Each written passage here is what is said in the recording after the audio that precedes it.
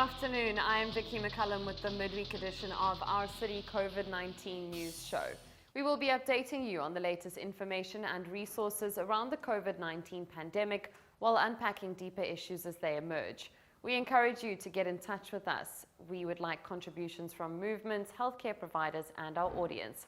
We would like this to be a two-way flow of information. As the lockdown enters day 48, the current confirmed COVID-19 cases nationally stands at 11,350 with 4,357 recoveries and 206 deaths. The Western Cape has 6,194 confirmed cases, 1,950 recoveries and 110 deaths.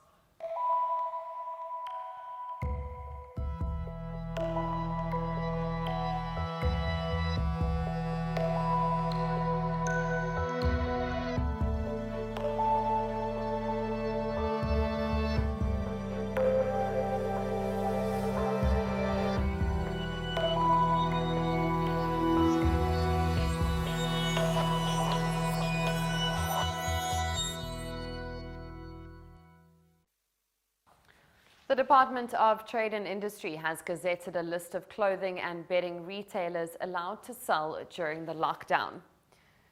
These rules were immediately applicable, according to Minister Ibrahim Patel. The list included electric blankets and short-sleeve t-shirts, as long as they were intended to be used to keep warm. Patel also published rules allowing car sales and servicing to restart. You can access the list on the Government Gazette website, gpwonline.co.za. The Police and Prison Civil Rights Union, POPCRU, is considering ways to improve the health and safety of its members following the closure of another police station in the Western Cape due to COVID-19. On Monday, a member of the Lingaletu West Police Station in Khayelitsha tested positive for the deadly coronavirus. This follows confirmed cases at stations at Lwandle near Strand, Somerset West and Langa. The union is considering proposals on how to improve the workplace for its members. We're going to take a quick ad break. We'll be back. Stay with us.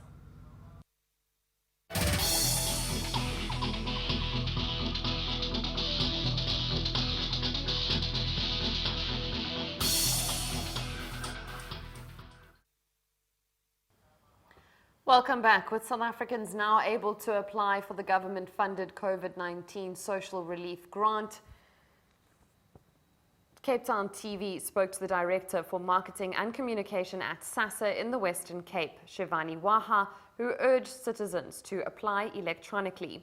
They should use the WhatsApp line or the USSD code *134*7737#. This is what she had to say. SASSA does not have detailed information in terms of how many people would qualify. What we have requested from SASSA head office is feedback in respect of the spatial distribution received for applications thus far.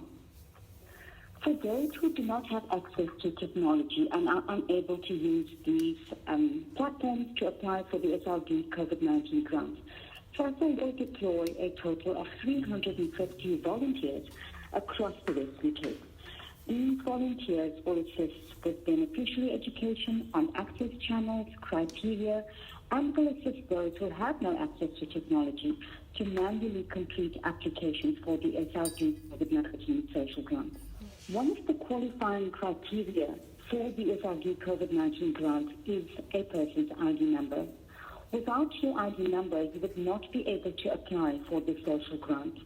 So we would like to advise the public to apply for the IDs at the Department of Home Affairs, as you would not be able to apply for the SRD COVID-19 social grant without your ID.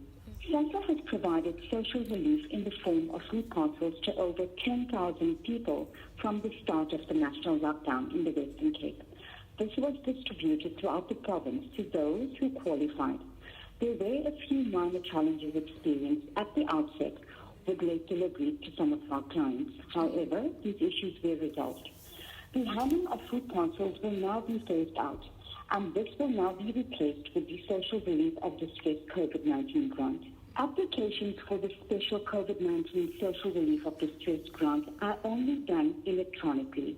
It's a completely automated system, and we appeal to the public to not visit SASSA offices physically to apply for this grant.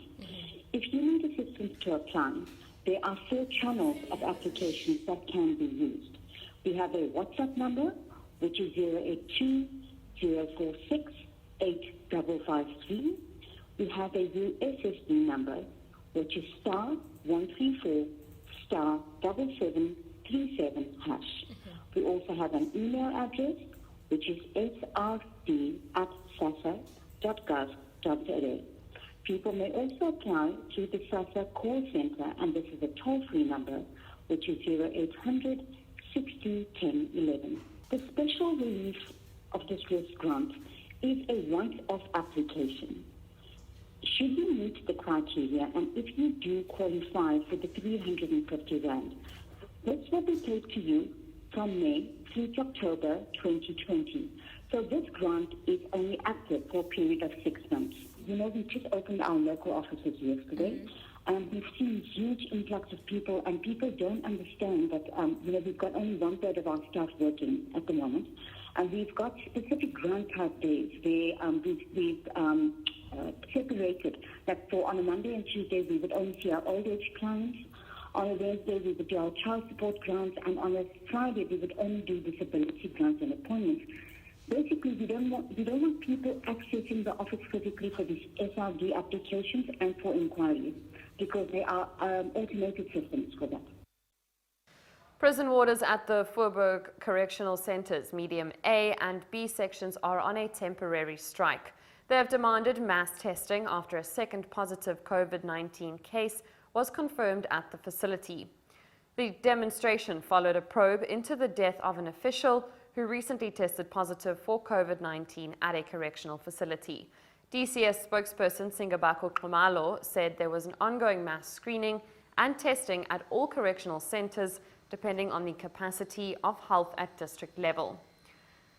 Golden Arrow Bus Services has suspended 100 workers after they embarked on an illegal strike citing safety and health concerns.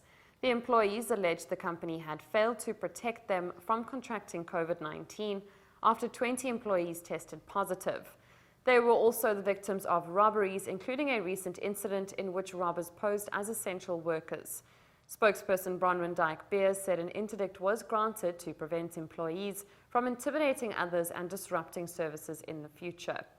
Golden Arrow has formed a COVID-19 task team, which includes union representatives and is guided by the Department of Labour approved workplace safety plan and risk assessment. Beyer further said that the safety protocols included temperature testing for every person entering the facilities. We're going to take an ad break. We'll be back shortly.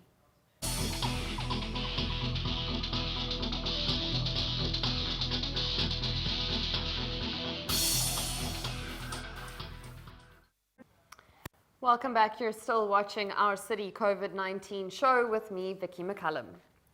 Organizations and unions have raised concerns over the presentation that Minister of Basic Education, Angie Motshekga, presented to the Portfolio Committee and media 2 weeks back.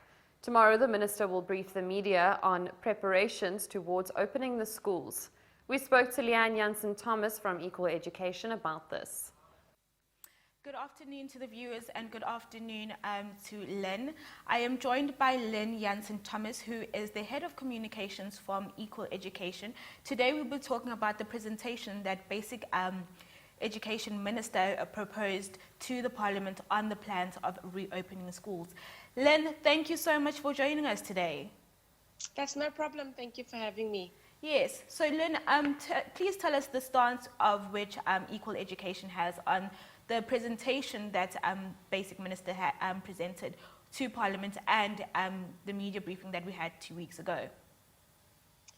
So there's been some poor communication on the part of the Department of Basic Education.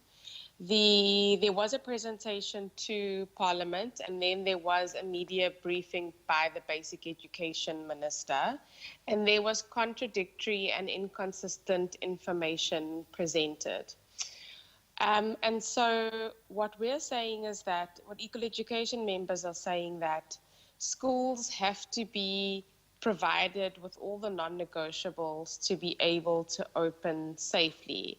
So on the one hand, Equal Education members who are high school learners are experiencing severe difficulties in continuing to learn from home because they don't have access to the internet, or they don't have access to devices to connect to the internet, or they don't have data.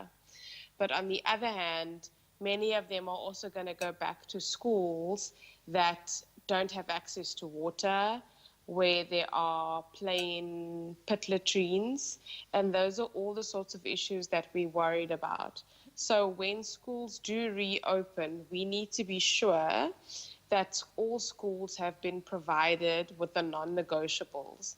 And those non-negotiables include masks, include sanitizers, that there is adequate space for social distancing. Many schools are overcrowded. And in order for learners and teachers and caregivers to know whether all those non-negotiables have been provided, we need clear, detailed information from the Department of Basic Education. Equal Education has written to the Department of Basic Education several times, requiring clarity on all the issues that I've mentioned, and also requiring clarity on the National School Nutrition Program. So that program, which feeds 9 million learners every day, was halted under the lockdown. And there's been no information provided by the Department of Basic Education on what has been put in place in place of that program, and how are learners currently able to access meals. So the Minister of Basic Education is having another media briefing on Thursday, where she is meant to provide more detailed plans to the public. And of course, the entire country and Equal Education members are looking forward to that briefing so that they can know whether they can go to school under circumstances that are as safe as possible. What are you hoping the minister will announce? What changes do you think that you want to hear that she will announce on Thursday? So we have a long list of non-negotiables that the minister should be providing the public with details on. So which schools have been identified as needing water, and when is the delivery of water tankers to those schools meant to take place? How many mobile toilets have been provided, and to which schools, and by which date will they arrive? How will the restarting of the National School Nutrition Program take place? Will it be reopened just for those learners who return to school? What about the learners who return to school later? We want to know by which days masks and sanitizers will be delivered, and how frequently they will be provided to learners and school staff. We want to know how is learners going to be supported in terms of the actual learning that they need to do. There can't be an expectation that learners have just continued to keep up with the curriculum during that time. So now, how do you support those learners in coming back into the classroom? What about the learners who are going to remain at home for a little bit longer? Can online printed materials being provided to them? We also want to know about how many extra classrooms are being provided, to which schools, in which provinces. So initially, the Department of Basic Education had said that there would be 400 additional classrooms provided to ease overcrowding, to enable physical distancing. But one of the teachers, the big teachers unions, NAPTOSA, has said that in the Western Cape, there are 13,000 classrooms needed. So this is the kind of inconsistent and incomplete and contradictory information that we're very concerned about, that everyone should be concerned about. And so these are the really vital issues that the minister has to be speaking to the public about on Thursday. All right. Well, Lynn, thank you so much for agreeing to do this interview and just giving us more intel on the concerns that the Equal Education has that consist of staff members of schools, learners, parents, and teachers.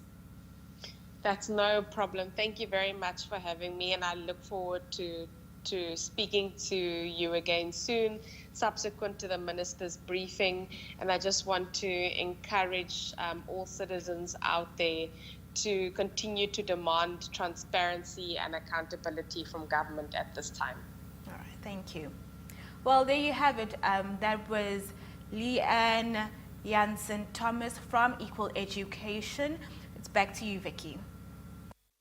Gutful Cape Townian founder Fadil Adams has lambasted Democratic Alliance interim leader John Steenhuisen about his call to lift the lockdown.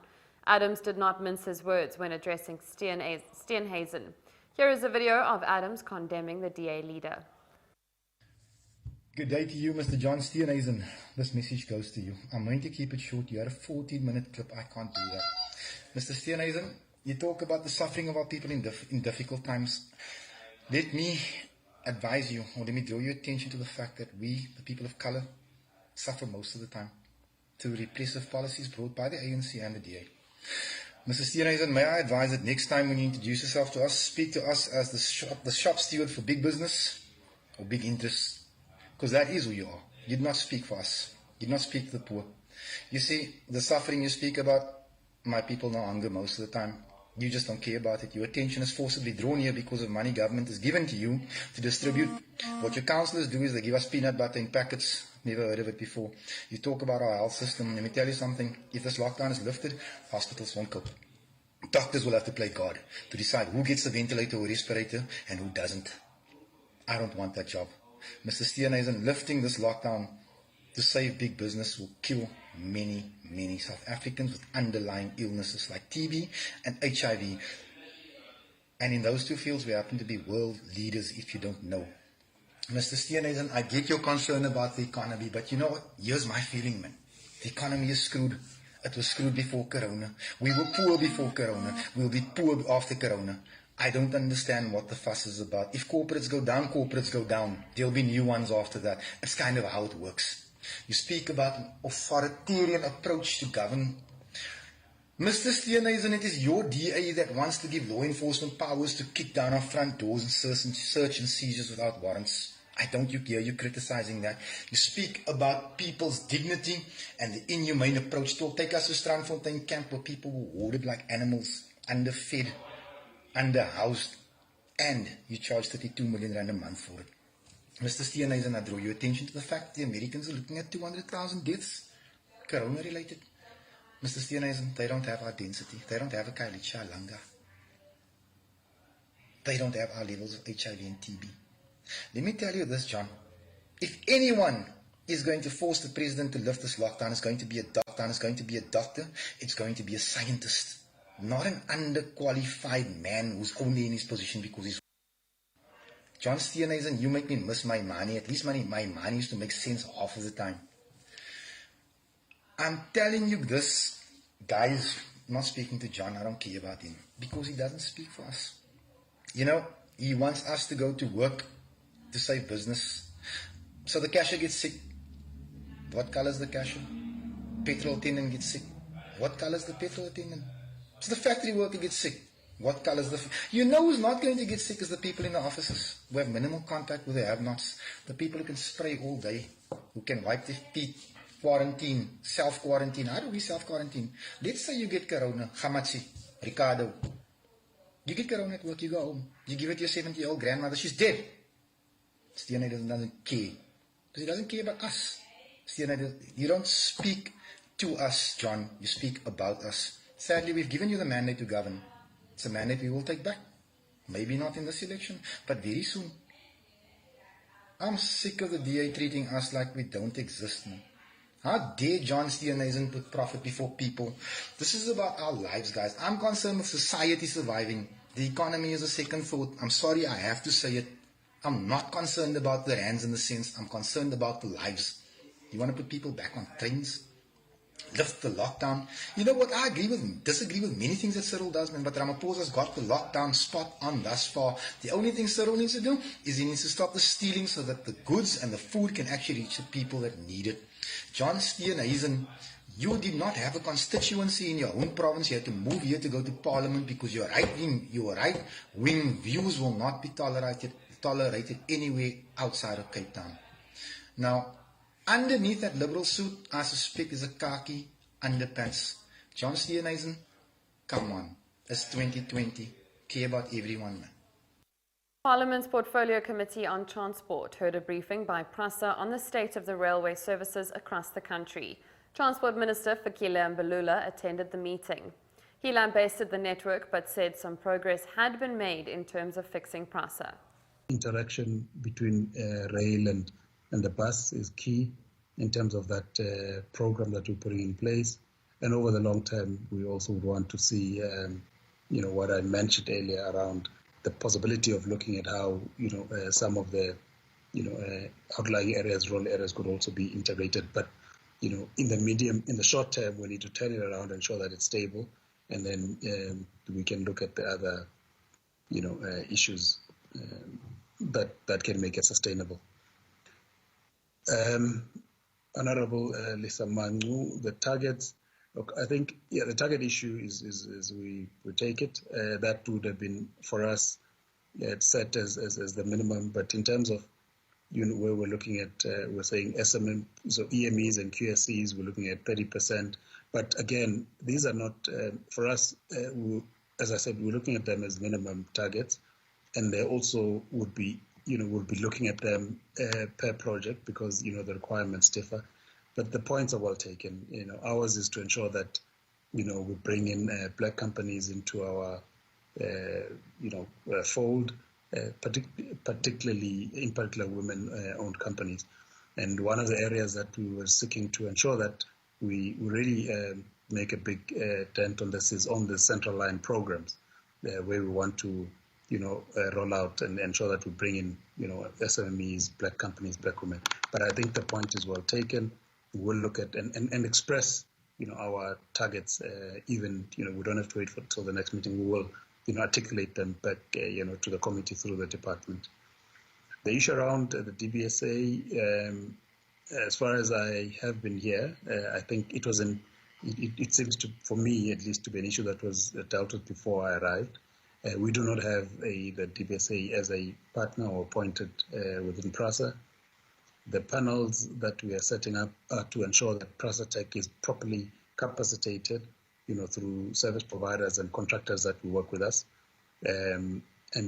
So that's our approach in terms of ensuring that we roll out our capital program. The plans and the budget, when are we revising these?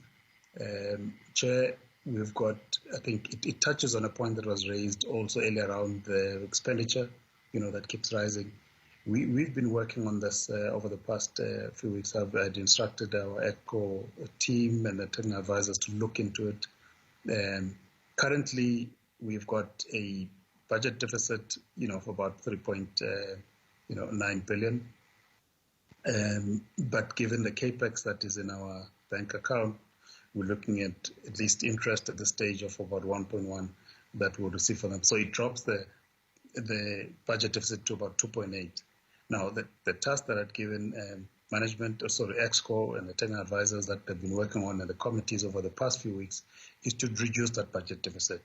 And we're going to be presenting this reduced budget to the DG in the next few days, Wednesday to be exact. And as of last week, the last time, we had a special EXCO meeting to look at the budget and revise it. That deficit had dropped from about 2.8 to about 900 million.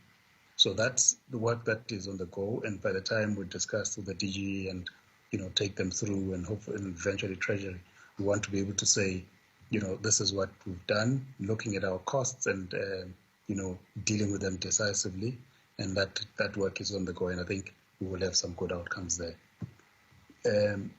Then Honorable Member Ndando Noluchungu, yes, we note that we talk about the detailed budget that we can present, and as I've indicated, we've revised it, we're relooking at it, and that will certainly be all too happy to present in terms of also indicating where those those cuts in terms of unnecessary costs are that we can demonstrate, and that speaks to the point as well in terms of ensuring that we give regular updates.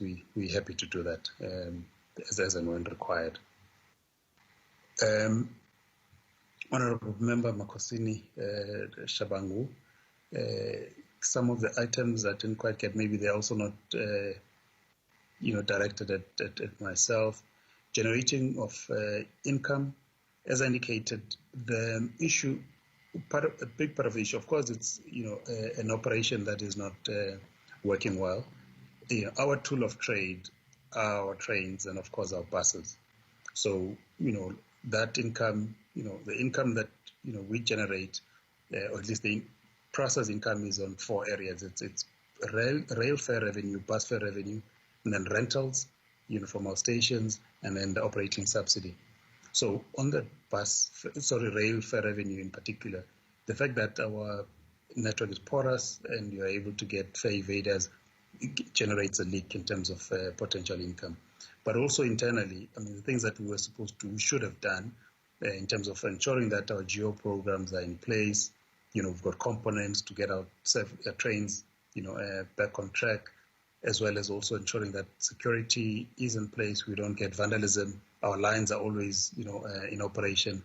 Those issues all contribute towards, reduction in income, and of course the service levels. So when we focus on service recovery, at least that focus, which is a very deliberate one, is to then ensure that we have all these plans in place to ensure that we generate revenue. So that we've got elements that speak to that. And again, I've just touched on the highlights here, and that can also be presented. Around security, touching of trains, some of these are quite tricky, but in the Western Cape, we are working with the Western Cape province as well as the city. We've had a rail, enforcement unit that we've partnered with them, but we're looking at reviving that and finding ways of ensuring that it's more responsive, to the issues. That then brings also our engagements with the SAPS, and we are quite confident that with the discussions we're having with them, looking at hotspot areas, trends, we should be able to look at this. But a lot of it also is not just about, petty crime. It's organized crime, which, requires, the assistance of, crimes and, units. But, that's also in our security response and our security strategy. I'm not going to delay the appointment of the board. I'm going to advertise the board appointment, and because of PRASA and its state of affairs and what I want to achieve at the end of the day, which is stability, I intend to undertake that rigorous process of undergoing transparent process of interviews and applications of people for the board of PRASA, because most of the things at PRASA have been messed up by boards. So if we are in a hurry, which is very easy, to appoint a board is the easiest decision you can take.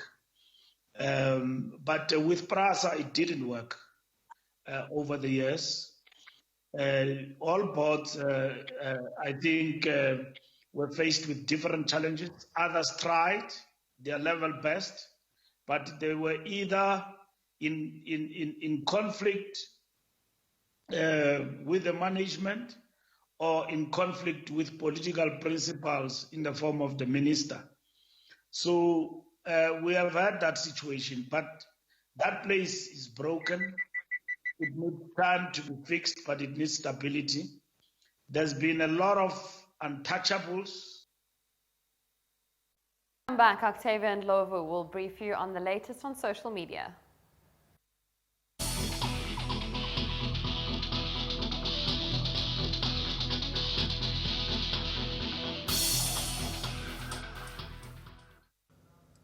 Welcome Welcome back. Before the ad break, we had Vicky McCullen with the latest news. Lockdown has resulted in many learning new skills and polishing old ones, from baking to cooking and DIY activities. The City of Cape Town has made a video on how to make a squeeze bottle with a 2-litre bottle, scissors and tubing pipe. Molweni nonke emakhaya, igama lami ndinguxola, ndisuka kwisixeko saseKapa. Namhlanje siza kuni uzongibonisa i-squeeze bottle uba senziwa njani, senzelwa ntoni na. I-squeeze bottle yindlela yosebenzisa amanzi amancinci ukuhlamba izandla zihlale zicocekile ngalo lonke ixesha.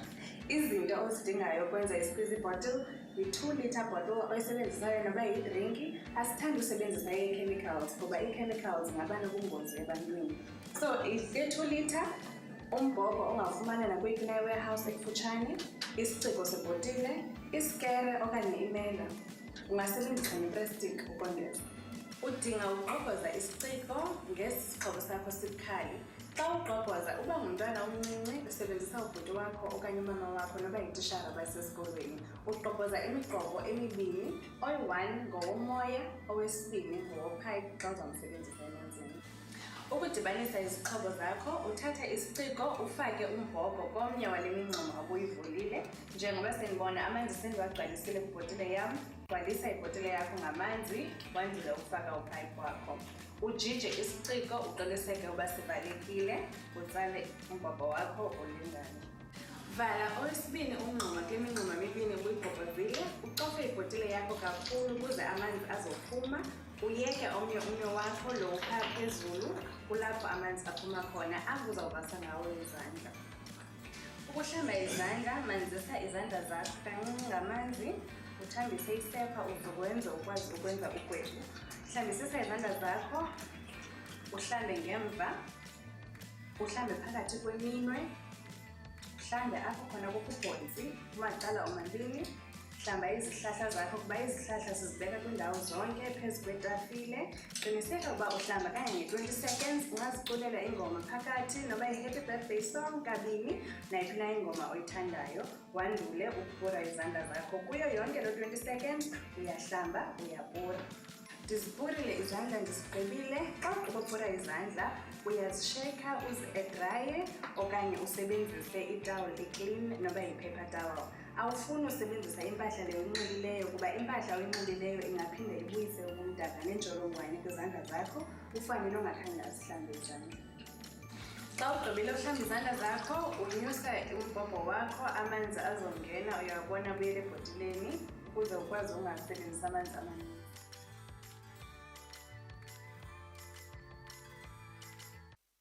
And now for social media. Share your thoughts with us on Facebook, we are OurCityCT, and on Twitter at OurCityCT. These are the popular hashtags on Twitter today.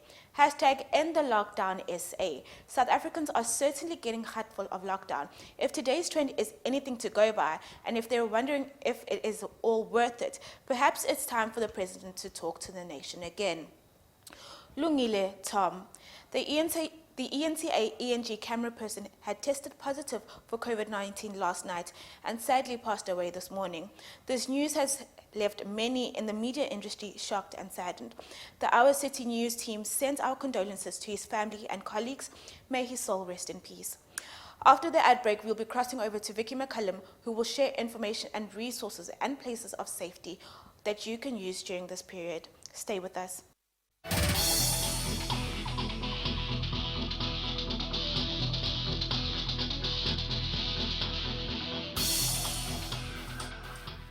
Welcome back. You're still tuned to Our City, the COVID show with me, Vicky McCullum. Before the ad break, Octavia and Lovo looked at what has the nation buzzing on social media platforms. For your latest news around the COVID-19 pandemic and to see what other Cape Townians are doing to keep safe, tune in to Cape Town TV Daily. These are some organizations helping communities stay safe during this period.